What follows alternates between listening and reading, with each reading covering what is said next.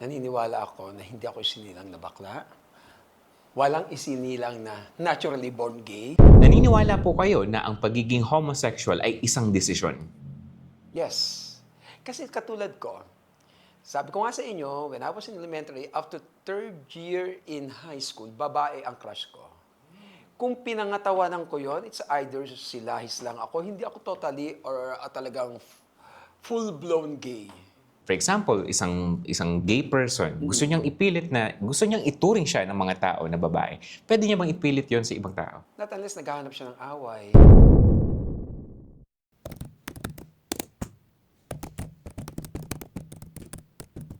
Ngayon po ay pagpapatuloy lamang po natin ang ating panayam kay Mr. Eduardo. Ang mga naunang bahagi po ng aming conversation ay naka-upload na sa amin pong mga social media platforms. At ngayon po ay ipaliliwanag niya sa atin kung bakit siya tutol na masuportahan, lalo na ng pamahalaan, ang gender-affirming care o mga serbisyong medikal, psikolohikal at sosyal na pinaniniwala ang makatutulong daw upang maiayon ng isang tao ang kanyang pangangatawan at pamumuhay sa kung ano man ang pinaniniwalaan niyang tunay niyang kasarian. Makakasama rin po natin ngayon ang DS001 upang tulungan tayo na magtanong at kapanayamin ang ating pong panauhin. Subalit bago po tayo magsimula, ako po si Armando Bibay at ito po ang Interrogation Room.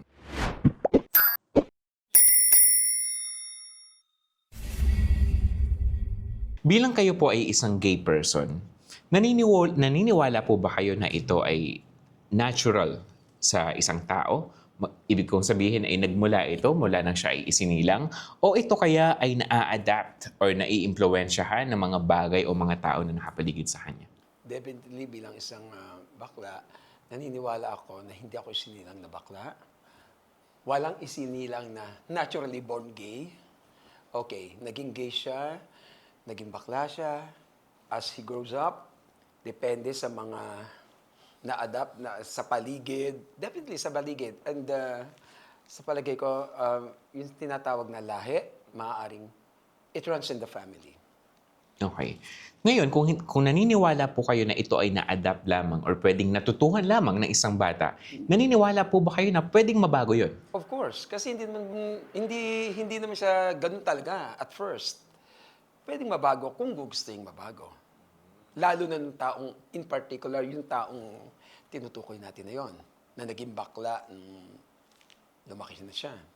So in short, walang taong natural. Isinilang na bakla, naturally born gay, wala. Kay tomboy, kay bakla, wala. Siyempre, sanggol ka, o paano ma-identify na, uy, bakla to, tomboy to? Wala. Basta isinilang ka ng mami na maayos, cute na baby. Ayun, lumaki, naging ano ka na nga, gay or lesbian. Okay, Sir Eduardo, just for the record, no? Naniniwala po kayo na ang pagiging homosexual ay isang desisyon? Yes. Kasi katulad ko, sabi ko nga sa inyo, when I was in elementary, up to third year in high school, babae ang crush ko. Kung pinangatawanan ko yon, it's either silahis lang ako, hindi ako totally or talagang full-blown gay. Oh, hindi sa nag-enjoy ako. I just go with the flow. Ay, ito yung nararamdaman ko. Wala namang masama. I'm happy naman. Tuloy. Okay. Ang susunod ko naman pong tanong ay, hindi po ba kayo naniniwala na ang taong pinanganak na lalaki ay pwedeng maging babae kung nanaisin niya? Ang taong ipinanganak, okay, from your word itself, kung nananaisin niya, ninais niya. Pero kung tutuusin, pinanindigan yung lalaki ko, lalaki siya. Yun. From your word itself, kung nanaisin, hindi niya ninais. Nung as he grows, nakakaramdam siya ng kaibang ay, this is not normal. Ang lalaki itsura ko, pero ang mga likes at gusto ko sa buhay, pambabae. Tuloy ko to. Decision. Homosexuality is a decision. So ang isang tao, kung nanaisin niyang maging babae, dapat na rin ba siyang ituring na babae ng lipunan? Kung hindi. Unang-una, when it comes to treatment o pagtrato, hindi mo pwedeng idikta yan. Katulad ng respeto. Kung ikaw, sa sarili mo, feeling mo, babae ka, and then ang tingin sa'yo ng paligid ay isa kang lalaki, you cannot blame these people. How will they treat you? Kahit maayos na maayos ka, ang itsura mo, babaeng babae from head to foot. Pero alam nila, you're not naturally born good. Tanggapin mo kung paano ka nila tatrato. As a bading or as a lalaki. But not babae. Pero pwede niyo po bang i-insist yun or ipilit sa ibang tao na, for example, isang gay person, gusto niyang ipilit na, gusto niyang ituring siya ng mga tao na babae. Pwede niya bang ipilit yon sa ibang tao? Not unless naghahanap siya ng away o problema. Kasi meron siyang nangyari na yan. Yung issue ng isang bading na ang baklang-baklang itsura niya, nagalit siya doon sa waiter dahil nakaayos daw siya babae, tinawag siya ng sir.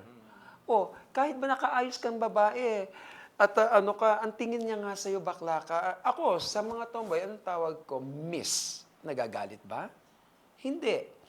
Ang may issue lang dyan, I'm sorry to say this, karamihan ng kabaklaan, ang may issue sa pagdating sa LGBTQ things, no? Bakit ang mga lesbian, naka-miyembro din LGBTQ, sir? Wala namang ganyang issue, wala namang problema pagdating sa kanilang identity. Nag-CCR sila, kahit lalaking-lalaki itsura nila, doon sa CR ng mga babae. Because they know, babae sila eh. Okay po. Alam niyo, Sir Eduardo, no?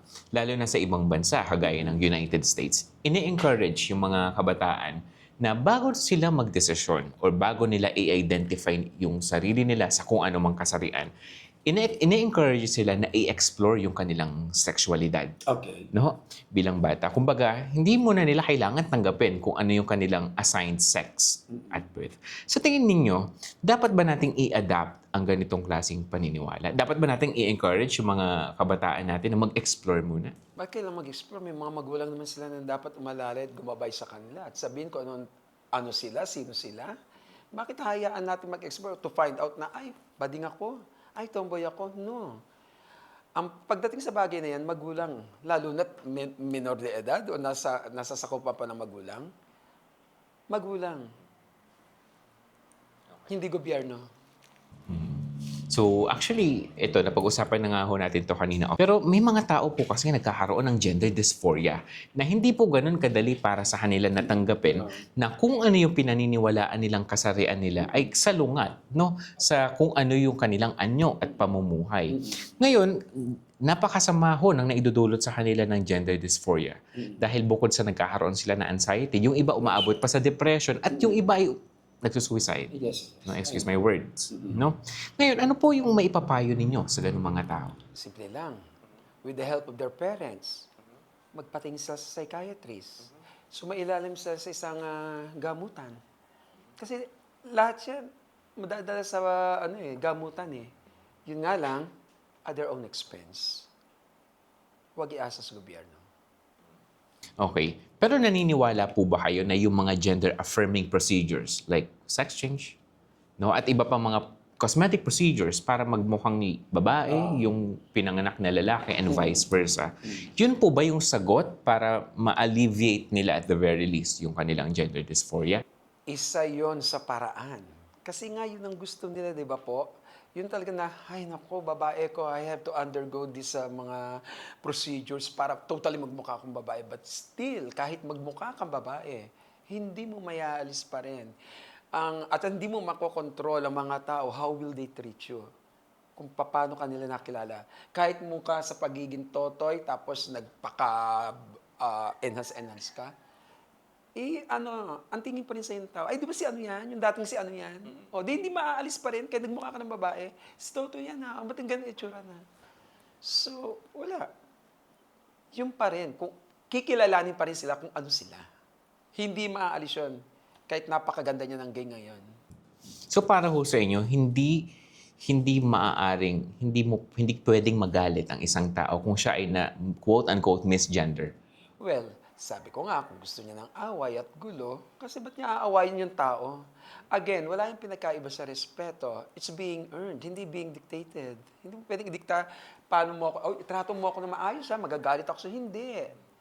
Kusa ang tao ibibigay ang nararapat na respeto sa'yo, depende sa kung ano nga nakikita nila sa'yo, pananalita at itsura mo. Pero Sir Eduardo, para ho kasi sa kanila, naniniwala ho sila na kapag na-misgender mo ang isang tao, ito ay sign, ito ay form ng disrespect. Ha? Problema nila yun. Bakit ipapasa nila ang problema nila sa ibang tao na ang paniniwala, ito sila? Again, hindi nyo pwede nga idikta. Problema mo yan. Huwag mo ipasa sa kanila. Pinipilit mong babae ka, ang pinipilit nga nila, lalaki ka. O anong ang magiging ending nito? It's either magkakaroon lang kayo ng gulo at problema. Ikaw, problema mo sa sarili mo na yan. Kasi may mga akla naman, like me, I reached this age, 61 years old. Alam ko kung ano ako. Alam ko hangganan ko. Hanggang doon lang, dumanas ba ako mga depression and mga anxiety na ganyan? It's just a matter of acceptance. Tanggapin mo lang kung ano ka. At huwag kang makipagtalo. Hindi ka mananalo sa kanila, lalo na ipipilit nila na sila ang totoo, na sila naman totoo. Nalalaki ka, huwag mo ipilit sa akin. O, yun lang. So, for the record na lang din ho, pati ho yung mga gender pronouns, hindi mo pwedeng ipilit yan. Like for example nga ho, isang taong pinanganak na lalaki pero gusto niyang gamitan siya ng she, her. Hindi pwede. Hindi pwede. Ano ka? Bakit mo didiktahan nga ang tao kung paano ka itatrato? Alam niya lalaki ka. Ang dapat sa'yo, he. Hindi pwede she. Magpakababae ka muna. It's either isilang ka uli na babae for you to achieve that goal na gusto mong mangyari. Yun lang yun. Wala tayong pagtatalunan kung tatanggapin mo lang kung ano ka. So para ho sa inyo, walang kahit anong amount ng cosmetic surgery ang makakapag-transform sa Oo, wala. Kasi ititrace at ititrace. Pero may nagsabi kanina, di ba? Yung ang isang heterosexual ba lalaki makakagusto sa isang trans na ano? Oo, kasi ang tingin niya rito, napakagandang babae, wala nang trace ng pagkabakla. So going back doon sa ano mo, again yung question mo, na wala po bang kahit anong surgery na pwedeng wala. Kahit ikaw na ang perfect na babaeng babae, babalik at babalik pa rin. Hindi mo na mabubura kung ano yung history mo sa buhay eh. Mula nung araw na isinilang ka hanggang sa nagpa-trans ka eh. Nagpa-opera ka eh. At kahit mamatay ka, sasabihin nila, ay, di ba ito yung napakagandang bakla? Yung dating lalaking si ano. Ganun. Hindi maaalis talaga kung ano ka nung nagdaan ka. Okay po. Ngayon yung susunod ko pong mga tanong is medyo personal ho. Ano? Sige po. Nabanggit ho kasi sa akin na kayo po ay isang devout na Catholic. Yes. Tama ho. Opo. And alam ho ninyo na ang common beliefs ng mga Catholic at iba pang mga Christian Yes. doctrines Uh-huh. ay dalawa lang ang kasarian. Tama ho ba? Ngayon, para ho sa inyo, ano po ang kasarian ninyo? Lalaki akong ipinanganak, pero lumaki at namuhay ako na isang bading. Okay. Sige ho. Bading ako. Pero pwede niyo akong tawagin lalaki dahil lalaki naman talaga eh. Okay. Pero para nga ho sa maraming Katoliko, naniniwala po sila na isang malaking kasalanan ang homosexuality. Opo, totoo. Kung matibay po yung paniniwala ninyo sa relihiyon ninyo, pinagsisisihan po ba ninyo na kayo ay isang gay person? Hindi. Basta mula nang isinilang ako, namuhay ako ng maayos, sumunod, nagsisimba, nagdadasal naman ako at alam ko naman yung 10 utos ng Diyos. Wala akong pagsisisi. Namuhay ako kung ano yung kinagisnan ko sa sarili ko. At hindi ako nagsisisi na I end up like this. So, nauunawaan po namin no, yung kung saan nanggagaling yung mga paniniwala ninyo. But let's say, ang religion po na pinaniniwalaan ninyo ay hindi naman pinaniniwalaan ng karamihan. Ano ho? Dapat po bang mag-adjust ang ibang tao sa mga doctrines na hindi naman nila paniniwalaan? Kung sila ay devoted sa relihiyon na pinili nila, wala silang choice kundi sumunod.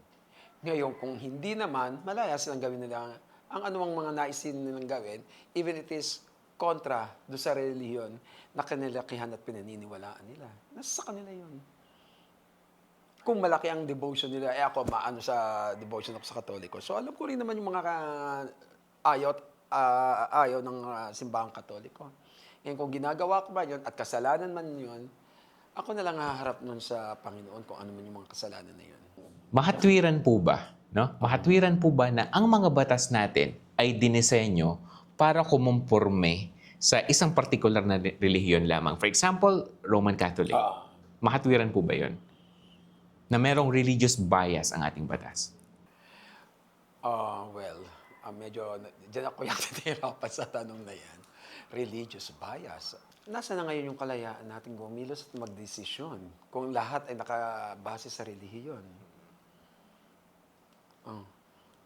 Ngayon, nasa sa isang devotee na lang yung kung susunod siya. Hindi ko masasabing hindi eh. Kasi yung mga batas na yan na iuugnay sa reliyon, for sure hindi naman masamang batas yan. Definitely.